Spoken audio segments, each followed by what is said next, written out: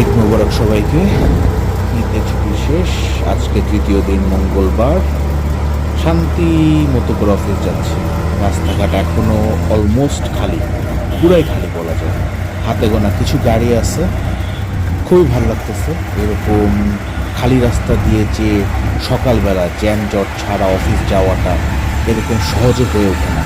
এই হাতির ঝিলের রাস্তাটা তো সব সময় জ্যাম দিয়ে ভরা থাকে।